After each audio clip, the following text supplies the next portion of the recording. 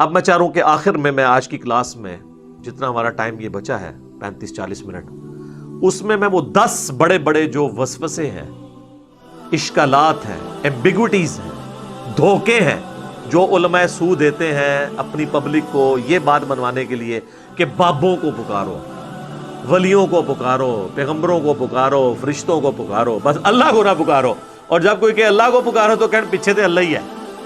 انہوں نے اللہ نو بھی پیچھے کر دیتا ہے، نبی نو بھی پیچھے کرتا ہے. نبی کے مقابلے پہ اپنے اپنے بزرگ کھڑے کر لیے. جب ہم کہتے ہیں یار یہ تو قرآن میں تو یہ لکھا ہے، وہ کہتے ہیں جی ہمارے بزرگوں کو قرآن نہیں آتا تھا، اور ہمارے بزرگ تو وہی کچھ بتا رہے ہیں، پیچھے نبی نے، نبی بھی پیچھے. جب توحید کی بات کریں کہ بھئی اللہ سے دعا مانگو، وہ کہتے ہیں ہم جو بزرگوں سے بھی مانگتے ہیں، ہم کب کہتے ہیں وہ خود دیتے ہیں، وہ اللہ سے لے کے دیتے ہیں، پیچھے اللہ ہی ہے. اللہ بھی پیچھے، نبی بھی پیچھے، تے بابے اگے لے آتے. اور جو کہتا ہے کہ یار ان کو ہٹاؤ بابوں کو، اور اس کو بڑے آسان الفاظ میں کہتا ہے کہ مرنے سے پہلے اے مسلمان کر لے اس پہ غور، کتابوں کا خدا اور ہے، بابوں کا خدا اور. اس کے خلاف ہو جاتے ہیں کہ یہ کہتا ہے دو خدا ہے. نہ سر، خدا ایک ہی ہے، لیکن جن کوالٹیز کے ساتھ آپ کے بابوں نے بتایا وہ کوالٹیز وہ نہیں جو آسمانوں سے نازل ہوئے دین میں. گویا کہ پھر الگ ہی آپ نے اپنا خدا بنا لیا، اگرچہ مان اسی کو رہے آپ. وہ 10 اشکال میں ایک ایک کر کے کوشش کرتا ہوں کور کروں جلدی سے، تاکہ آج ہی ہماری کلاس کنکلوڈ ہو جائے. اس ٹاپک کے حوالے سے 5 قرآن کے حوالے سے ہیں وہ اشکالات، اور 5 سنت یعنی صحیح الاسناد احادیث کے حوالے سے. پہلا اشکال یا دھوکہ یا ایمبیگوٹی وہ یہ دیتے ہیں کہ جی قرآن میں آیا ہے یا ایھا الذین آمنوا استعینوا بالصبر والصلاۃ، اے اہل ایمان مدد چاہو صبر اور نماز کے ساتھ. اور یہ پڑھتے آدھی آیت آگے نہیں پڑھتے کیا لکھا ہوا ہے، اور کہتے ہیں اس سے ثابت ہوا کہ صبر اور نماز تو غیر اللہ ہے، تو آپ غیر اللہ سے مدد مانگ سکتے ہیں. تو ہم کہتے ہیں میرے بھائی تو آپ نے خود بھی کبھی نہیں مانگی. کبھی آپ نے کہا المدد یا نماز میری مدد فرمائیے، میری حاجت گیری کیجیے، یا صبر میری مدد فرمائیے. تو خود ہی سوچ میں پڑ جاتے ہیں واقعی ہم نے تو یہ کبھی نہیں کہا. تو سر یہ آیت پوری پڑھیں، ان اللہ مع الصابرین، اللہ بے شک صبر کرنے والوں کے ساتھ ہے. یعنی صبر اور نماز وہ اعمال ہیں جو وسیلے کے طور پر اللہ تک پہنچنے کا ذریعہ ہے، مدد اللہ ہی سے مانگنی ہے. یہ تو ہماری دلیل ہے. صحیح بخاری میں نبی علیہ السلام نے جو ایک وظیفہ کیا کرتے تھے وہ رپورٹ کیا ابن عباس نے. وہ کہتے ہیں کہ ابراہیم علیہ السلام کو جب آگ میں ڈالنے لگے تھے نا، ابراہیم علیہ السلام بہت غیرت مند تھے توحید کے معاملے میں، تو انہوں نے اس وقت پکارا تھا حسبنا اللہ و نعم الوکیل، ہم نے اللہ ہی پر بھروسہ کیا، وہی بہتر کارساز ہے. اور ابن عباس کہتے ہیں تمہارے جد امجد ابراہیم بھی یہی کہا کرتے تھے، اور تمہارے نبی پہ بھی جب مشکل وقت آتا تھا وہ بھی یہی کہتے تھے حسبنا اللہ و نعم الوکیل. سر پورے قرآن میں انبیاء کی دعائیں ہیں، کس میں باب بزرگ کچھ بھی نہیں ہے، اور نہ کہیں تعلیم کیا گیا ہمیں کہ بابوں کو ڈال کے. انبیاء کی تعلیمات تو ہمیں سمجھانے کے لیے تھی، ایسا نہیں. جامعہ ترمذی میں ایک حدیث ہے، اس کی صحیح سند المستدرک للحاکم میں ہے، اور سنن نسائی الکبریٰ میں، کہ نبی صلی اللہ علیہ وآلہ وسلم ہر مصیبت اور پریشانی میں کہا کرتے تھے یا حی یا قیوم برحمتک استغیث، اے خود سے زندہ ہر چیز کو تھامنے والے میں تیری رحمت کے ساتھ تیری مدد کا سوال کرتا ہوں. اگر نون سے پڑھیں گے تو پھر جمع کا صیغہ ہو جائے گا، ہم سوال کرتے ہیں. نستغیث بھی درست ہے، استغیث بھی درست ہے. الحمدللہ. اچھا اب دوسرا اشکال سنیں جی. وہ کہتے ہیں جی عیسیٰ علیہ السلام کے بارے میں قرآن میں آیا ہے، انہوں نے کہا تھا من انصاری الی اللہ، تو قال الحواریون نحن انصار اللہ. حضرت عیسیٰ نے خود مدد مانگی ہے جی غیر اللہ سے، اپنے ساتھیوں سے کہ کون اللہ کے لیے میری مدد کرے گا، اور ساتھیوں نے بھی کہا کہ ہم اللہ کے لیے آپ کی مدد کرنے کو تیار ہیں. تو اس کا مطلب یہ ہے کہ حضرت عیسیٰ کے صحابہ جو ہیں وہ حضرت عیسیٰ کے مشکل کشا ہوئے نا. پھر تو یعنی حضرت عیسیٰ نہیں مشکل کشا، ان کے ساتھی ان کے مشکل کشا تھے. واہ واہ سبحان اللہ. اس کا یہ مطلب ہی نہیں ہے. وہ کہہ رہے ہیں کون اللہ کے لیے مدد کرے میری دین کے کاموں میں. اس میں یہاں کا لکھا ہوا ہے کہ ان کے ساتھی فوت ہو گئے تھے اور وہ قبر پہ جا کے کہتے تھے قبروں سے نکلو اور روحانی طور پر جسد امثالی کے ساتھ آ کر میری مدد کرو. یہ بھی ایک نئی ٹرم ہے. جو دوسری کہنا نا قاسم نوتوی صاحب 6 سال بعد کس طرح نکلے وہ دیوبند کی صلح کرانے کے لیے بیداری میں. وہ کہتے ہیں جسد امثالی کے ساتھ ایک نیا ان کو جسم ملا تھا تو اسے قبر نکلا ہے. اچھا بریلویوں کے بابے نکل آئے تو وہ شرک، دیوبندیوں کے نکل آئے تو توحید. اپنی عقل کا علاج کروائے. تو یہ تو بالکل ظاہری اسباب ہے، یہ وہی چیز ہے جو قرآن میں حکم ہے وَتَعَاوَنُوا عَلَى الْبِرِّ وَالتَّقْوَى وَلَا تَعَاوَنُوا عَلَى الْإِثْمِ وَالْعُدْوَانِ. نیکی پرہیزگاری کے کاموں میں ایک دوسرے کی مدد کرو، برائی کے کاموں میں نہ کرو. اس میں تو غیر اللہ کو غائب میں پکارا ہی نہیں جا رہا، نہ مرے ہوئے کو پکارا جا رہا ہے، نہ کسی دور والے کو، جو سامنے موجود ہے وہ تو سر آپ کافر سے بھی مدد لیں. صحیح بخاری میں حدیث ہے نبی علیہ السلام کی وفات اس حال میں ہوئی کہ آپ کی زرہ گروی رکھی ہوئی تھی یہودی کے پاس اناج کے عوض، تو آپ کافر سے بھی مدد لیں ظاہری اسباب میں. لیکن یہ تو نہیں ہے کہ کوئی فوت ہو گیا ہے اور سامنے موجود نہیں، آپ اس کو مدد کے لیے پکار رہے ہیں. نہیں، وہ نہ آپ کسی جن کو پکار سکتے ہیں، نہ فرشتے کو، نہ کسی پیغمبر کو، نہ کسی بزرگ کو. اور یہ تو حضرت عیسیٰ کے ساتھی تھے نا. اس طرح کی آیت تو قرآن میں نبی صلی اللہ علیہ وسلم کے لیے بھی ہے. سورۃ الاعراف میں آیت نمبر 157 ہے، جس میں اللہ تعالیٰ نے باقاعدہ حکم دیا ہے اہل ایمان کو کہ تمہارا ایمان اس وقت کامل ہوگا کہ جب تم نبی کی مدد کرو گے ان کے دین کے سلسلے میں. فالذین آمنوا بہ وعزروہ، جو ان پر ایمان لے کر آئے پھر ان کی عزت کی، ونصروہ اور ان کی مدد کی، واتبعوا النور الذی انزل معہ اور پیروی کی اس قرآن نور کی جو ان کے ساتھ نازل ہوا، اولئک هم المفلحون، وہ ہے فلاح. ہم آج بھی نبی علیہ السلام کی مدد کر سکتے ہیں ان کے دین کی اشاعت کر کے. تو اس کا کیا مطلب ہے ہم رسول اللہ کے مشکل کشا ہو گئے؟ نہیں، ہم تو اپنی مشکل دور کرنے کے لیے اللہ کے دین کا جو ہے وہ کام کر رہے ہیں. تو یہ معنی کچھ اور تھا، اس کو بدل دیا. یقین کریں اگر یہ گوروں کو اردو آتی ہو نا تو کس طرح مذاق اڑائے ان کی باتوں کا کہ بات کیا تھی تو بنا انہوں نے کہاں سے کیا دی. تیسرا اشکال وہ کہتے ہیں جی سورۃ المائدہ میں آیا انما ولیکم اللہ ورسولہ والذین آمنوا، بے شک تمہارا پشت پناہ، تمہارا ولی، تمہارا دوست، تمہارا مددگار تو ہیں اللہ، اس کا رسول اور اہل ایمان. تو بالکل ہم مانتے ہیں. اس میں یہ کہاں سے ثابت ہو گیا کہ آپ ان کو پکار رہے ہیں؟ اہل ایمان حضور کے ساتھی آپ کے ساتھ، آپ کے مددگار تھے. بالکل ٹھیک ہے. یہ تو نہیں ہوا کہ حضور علیہ السلام نے خیبر کے موقع پر حضرت حمزہ کو پکارا ہو جو فوت ہو چکے ہوئے تھے عہد میں کہ آئے میری مدد فرمائیں. حضرت علی صاحب نے موجود تھے، ان کو بلایا. تو بالکل دوست بھی ہیں، پشت پناہ بھی ہیں جو اویلیبل ہیں. آج کی ڈیٹ میں صرف اللہ کو مدد کے لیے پکاریں گے اور اہل ایمان جو آپ کے سامنے موجود ہیں آپ ان کے ساتھ ساتھی ہوں گے. اور اس کو وہ سپورٹیو آیت ہے سورۃ الانفال کی آیت نمبر 62، ڈیسائسو ہے، بالکل واضح ہے. وَإِن يُرِيدُوا أَن يَخْدَعُوكَ، اے نبی اگر آپ کو خطرہ ہو نا کہ یہ کافر آپ کے ساتھ دھوکہ کریں گے، فَإِنَّ حَسْبَكَ اللَّهُ، تو بے شک اللہ آپ کے لیے کافی ہے. هُوَ الَّذِي أَيَّدَكَ بِنَصْرِهِ وَبِالْمُؤْمِنِينَ، وہ اللہ ہے جس نے اپنی طرف سے آپ کی مدد کی اور اہل ایمان کے ذریعے بھی آپ کی مدد کی، یعنی صحابہ کے ذریعے آپ کے ہاتھ مضبوط کیے. تو اس کا کوئی مطلب یہ لے گا کہ صحابہ حضور کے مشکل کشا تھے؟ نہیں، دین میں سپورٹیو تھے ظاہری اسباب کے طور پر. پھر اس کے آگے چل کے اللہ تعالیٰ نے کہا کہ ہم نے تو فرشتے بھی نازل کیے مدد کے لیے، لیکن کسی نے فرشتوں کو مدد کے لیے پکارا نہیں ہے ان جنگوں کے اندر. پھر 64 نمبر آیت میں آتا ہے یا ایھا النبی، اے اللہ کے نبی، حسبک اللہ، اللہ آپ کو کافی ہے، ومن اتبعک من المؤمنین، اور جو آپ کی اتباع کرنے والے مومنین ہیں وہ بھی آپ کو کافی ہے. تو اس کا کیا مطلب ہے حضور جو ہے وہ حسبنا اللہ و نعم الوکیل کی بجائے وہ اپنے صحابہ کا حسبنا پڑھتے تھے؟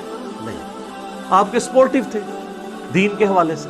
جس طرح آج کی ڈیٹ میں ہم بھی نبی علیہ السلام کے سپورٹیو ہیں، ہم ان کے دین کا کام کر رہے ہیں الحمدللہ.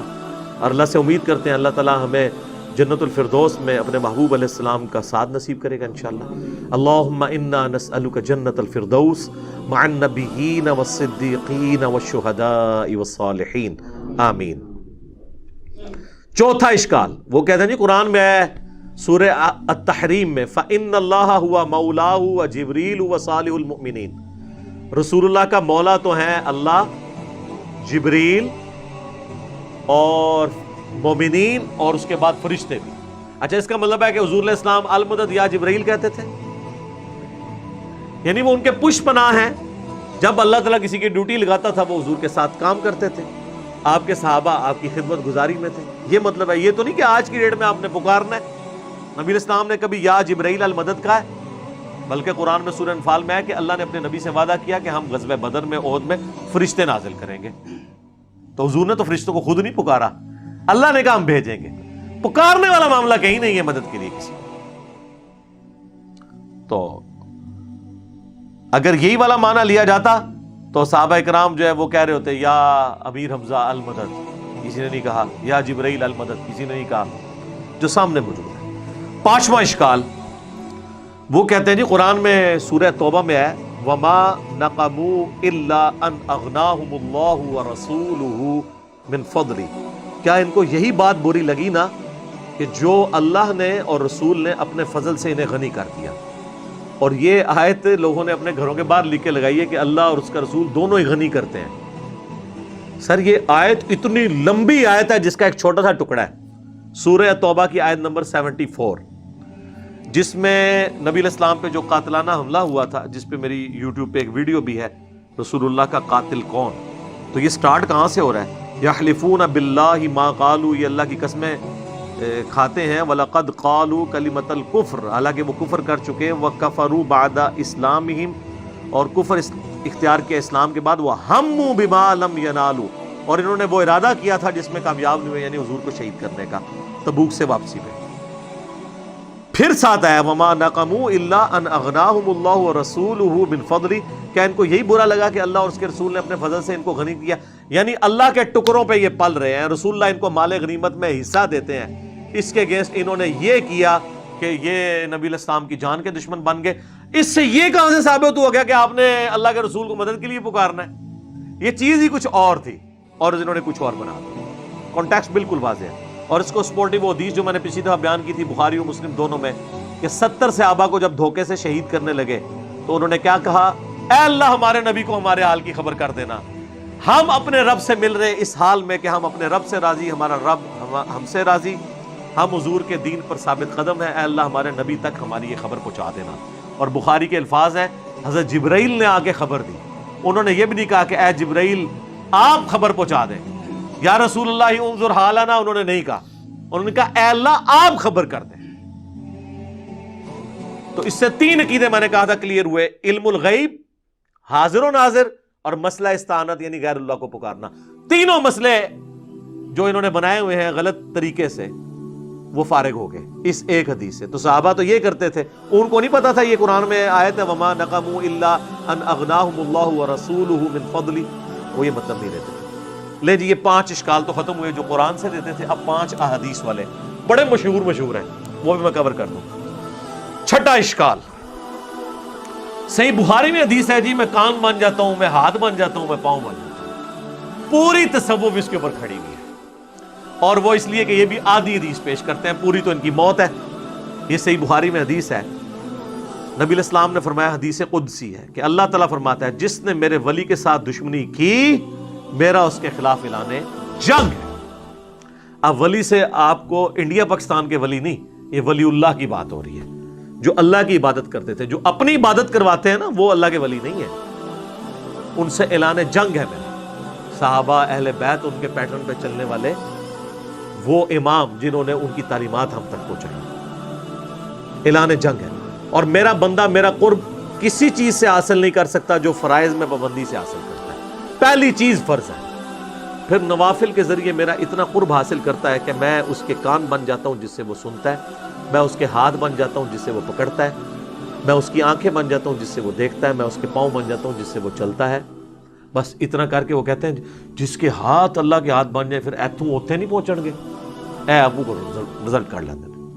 اور یہ عربی کے محاورے میں بات ہو رہی ہے، یعنی اس کا اوڑھنا بچھونا میں بن جاتا ہوں، یعنی میں اسے اسپیشل پروٹیکشن دے دیتا ہوں. ایک بار جب وہ کوشش کرتا ہے پھر اس کے ہاتھ پاؤں کان آنکھیں میری اطاعت میں ہی اٹھتی ہیں. وہ کہتے ہیں جی یہ تو وہ پہلے ہی کر رہا تھا تبھی اس کو انعام ملا. پھر انعام کیا ہوا؟ پہلے تو اس نے کوشش کی نا، انعام اس کو یہ ملا کہ اللہ اسے استقامت دیتا ہے، جو قرآن میں بھی آیا قل ان صلاتی و نسکی و محیای و مماتی للہ رب العالمین. اے نبی تم فرماؤ بے شک میری نماز، میری قربانی، میرا جینا، میرا مرنا سب اللہ کے لیے. اچھا اس آیت اس حدیث کا اگلا حصہ نہیں پڑھتے، اگلے الفاظ ہیں کہ جب وہ مجھ سے کوئی دعا کرتا ہے میں دعا قبول کرتا ہوں، اور جب مجھ سے پناہ طلب کرتا ہے اپنے دشمن کے اگینسٹ تو میں اسے پناہ عطا کرتا ہوں۔ تو میرے بھائی، جس کا ہاتھ اللہ خود بن چکا ہے وہ دشمن کی گیچی خود کیوں نہیں مروڑ دیتا؟ اللہ سے کیوں مانگ رہا ہے؟ اس لیے کہ کوئی نہیں ایسے کر سکتا، اللہ ہی سے مانگنا ہے، ورنہ وہ کہتے ہیں ہاتھ بن گیا، پاؤں بن گیا تو اب وہ جو مرضی کرے۔ اور ویسے آپ کو شرم نہیں آتی کہ اللہ کا پاؤں کوئی بنے گا؟ اس کا فزیکل معنی آپ لیں گے کہ اللہ کسی بزرگ کا پاؤں ہے، تو پھر آپ پہ 295C لگے گی، آپ اس پیغمبر کی بھی توہین کریں گے اور اللہ کی بھی۔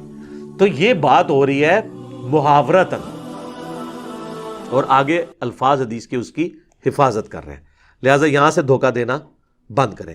اور اس کو سپورٹیو حدیث ہے بخاری مسلم دونوں میں، اما عائشہ کہتی ہیں جب بادل نظر آتے نا اور آندھی چلتی تو ہم لوگ خوش ہوتے کہ بارش آئے گی، اور حضور صلی اللہ علیہ وسلم کے مبارک چہرے پر پریشانی کے آثار آئے ہوتے ہیں۔ تو میں کہتی اللہ کے نبی، لوگ تو خوش ہو رہے ہیں بارش آئے گی اور آپ پریشان ہو رہے ہیں، تو آپ فرمایا کرتے اے عائشہ مجھے کیا پتا کہ ان بادلوں سے آگ برسے گی یا بارش کا پانی؟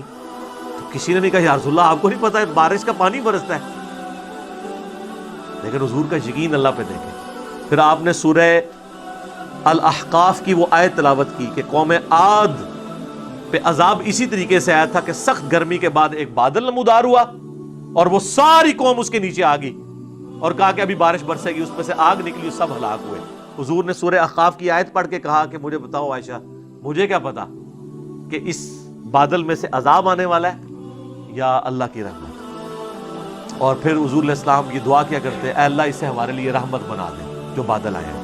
اگر حضور علیہ السلام اپنے بارے میں کہہ رہے ہیں کہ مجھے نہیں پتا کہ اس میں سے کیا ہونا ہے، تو آپ بابوں کے بارے میں کیا کہہ سکتے ہیں؟ وہ اشارہ کر کے یہ کر دیں گے تو وہ کر دیں گے۔ حضور علیہ السلام کا ذرا یقین دیکھیں کہ فیصلے اللہ نے کرنے ہیں۔ تو میرا خیال ہے یہ کافی ہے، ہاتھ بن جاتا ہوں، پاؤں بن جاتا ہوں، اس کی اگر پریکٹیکل مثال ہوتی تو نبی علیہ السلام کی معجزات ہوتی۔ البتہ اس میں جہاں معجزات ہیں وہ ہم مانتے ہیں کہ بخاری مسلم میں آپ نے دعا کی، بارش نازل ہو گئی، پھر اگلے خطبے میں وہی بندہ کھڑا ہوا، پورے ہفتے تک بارش ہوتی تھی، اس نے کہا یا رسول اللہ ہمارے تو گھاٹ ٹپک رہے ہیں، تو آپ نے مبارک انگلی سے اشارہ کیا، اللہ تعالیٰ نے آپ کی دعا قبول کی، وہ معاملہ الگ ہے۔ یہ تو رپورٹ ہوئی ہے چیزیں، آپ جو بابوں کے بارے میں سٹوریاں بتا رہے ہیں وہ کوئی رپورٹ نہیں ہوئی ہے، سب جعلی ہیں۔ اور اگر آپ کہتے ہیں اصلی ہے تو کر کے بتا دیں، اے کوڑا تے مدان، ایک نگاہ مار کے یوٹیوب سے نبی علیہ السلام سے متعلق گستاخانہ ویڈیو ڈیلیٹ کرا دیں، تہاڈی بزرگی کس دہڑے کام آونی ہے؟